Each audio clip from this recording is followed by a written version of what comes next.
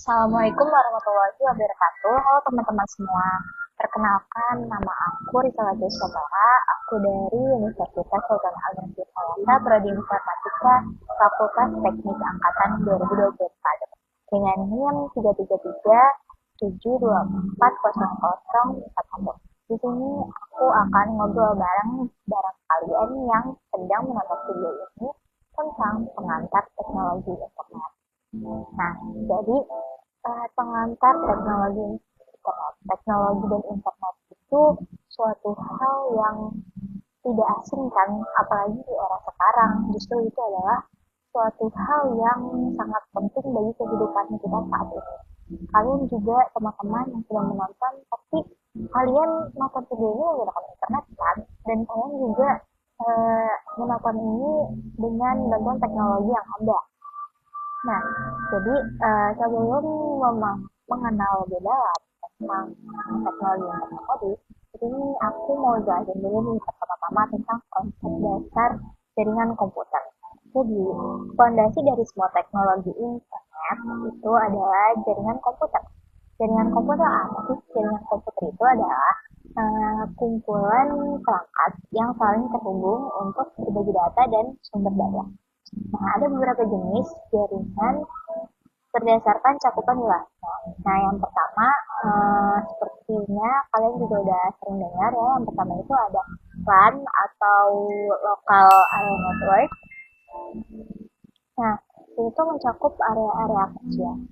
Nah, yang kedua yang tahapannya agak lebih luas, yaitu ada MAN atau Metropolitan Area Network, itu mencakup area kota. Yang terakhir, yang benar-benar luas adalah WAN atau Wide Area Network. Itu merupakan jaringan yang mencakup area yang sangat luas seperti antar negara. Nah, internet ini adalah contoh WAN yang terbesar di dunia. Nah, setiap komunikasi dalam jaringan menggunakan protokol, yaitu aturan-aturan yang mengatur bagaimana data dikirim dan diterima. Nah, bicara soal protokol nih, ada protokol utama yang mengatur seluruh komunikasi dalam internet.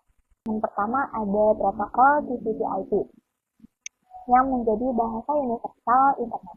TCP/IP memiliki 4 layer yang bekerja seperti sistem pos modern. Dia bekerja sama gitu satu sama lainnya dari keempat layer ini. Layer pertama adalah application layer. Layer kedua adalah transport layer. Layer ketiga adalah internet layer, dan keempat adalah network access layer.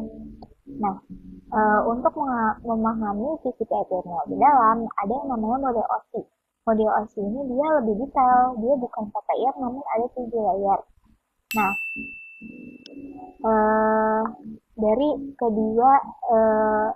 dari kedua protokol-protokol ini, jaringan yang kita setiap hari gunakan itu komponen utamanya adalah mereka ini.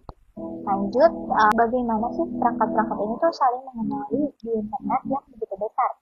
Nah, di sini lanjut ada yang namanya DNS dan IP address atau IP address. Jawabannya yang tadi, gimana sih cara perangkat-perangkat ini saling mengenali di internet, itu ada melalui sistem alamat-alamat yang unik, disebut dengan IP address. Nah, seperti alamat rumah di dunia nyata. Nah, dibagi dua. Yang pertama ada IP4, itu dia formatnya ada 4 angka yang dipisah dengan titik.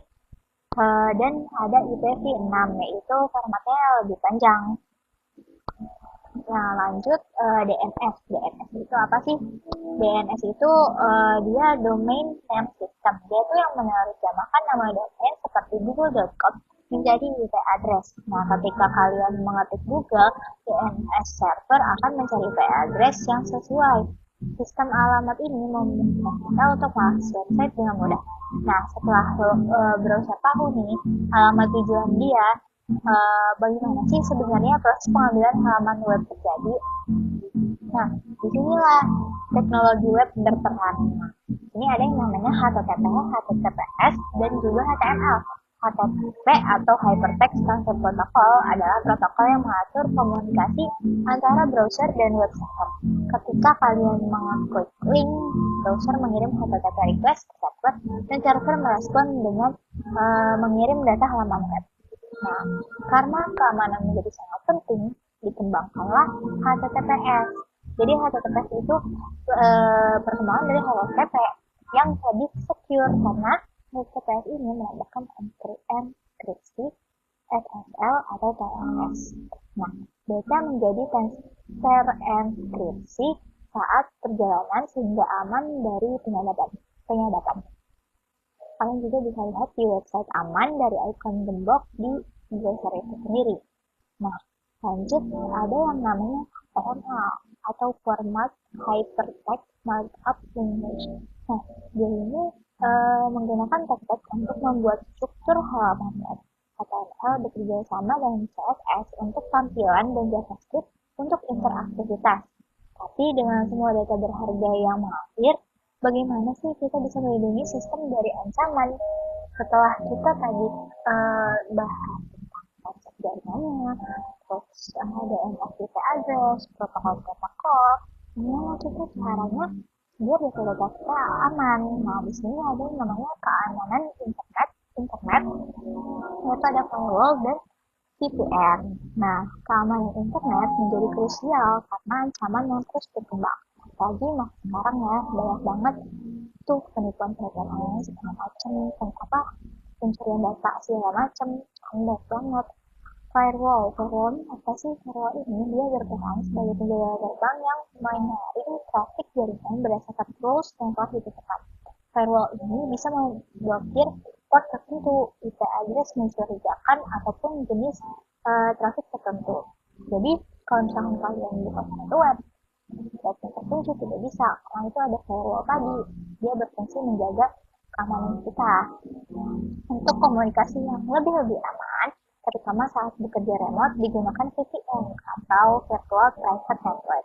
VPN ini menciptakan tunnel enkripsi melalui internet publik, sehingga data kalian aman dan tidak ada transaksi tersembunyi. Nah, sistem keamanan ini semakin penting seiring perkembangannya cloud computing yang memudahkan baik layanan ke internet. Nah, cloud computing sendiri itu mengubah cara kita menggunakan teknologi dan menggunakan layanan komputasi melalui internet. Ada 3 model utama. Nah, yang pertama itu ada IaaS, yaitu menyediakan infrastruktur seperti hardware virtual. Yang kedua ada PaaS, menyediakan platform pengembangan. Yang ketiga ada IaaS, itu dia menyediakan aplikasi seperti Gmail. Nah, fondasi cloud computing adalah teknologi virtualisasi yang memungkinkan satu server fisik menjalankan multiple virtual machine dengan sistem operasi berbeda. Nah, di samping tadi kita bahas cloud computing, kita masuk ke IoT. IoT kan lagi naik banget ya. Smart home, smartwatch, banyak tuh kan yang berbasis internet dan komputer ini. Nah, IoT sendiri ini memiliki sensor untuk mengumpulkan data. Prosesornya itu dia memproses dan berkonektivitas agar bisa berkomunikasi. Nah, IoT ini menggunakan berbagai teknologi komunikasi seperti Wi-Fi, Bluetooth, seluler, gitu dan lainnya.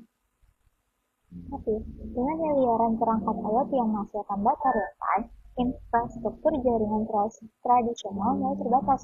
Disinilah teknologi terbaru seperti 5G dan edge computing berkembang. Nah, 5G ini hadir menjadi solusi untuk kebutuhan konektivitas di masa depan. Dengan kecepatan hingga 20 Gbps, latensi hanya 1 milidetik, dan kapasitas hingga 1 juta perangkat per kilometer persegi. 5G memungkinkan aplikasi yang sebelumnya tidak mungkin secara sendiri seperti autonomous vehicle. Lanjut, ada yang namanya semua teknologi yang kita bahas tadi bersatu dalam aplikasi nyata yang sering kita gunakan, yaitu e-commerce dan lain-lain, atau e-learning juga bisa. Nah, konsep-konsep itu bisa kita lihat dan kita rasakan sendiri sekarang. Kayak informasi orang, ada. Nah, dari jaringan-jaringan dasar tadi sampai aplikasi-aplikasi sekarang, semuanya bekerja dalam ekosistem yang terintegrasi.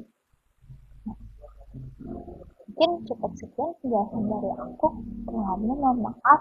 Mungkin kalian bisa bertanya-tanya di kolom komentar juga. Terima kasih sudah menonton.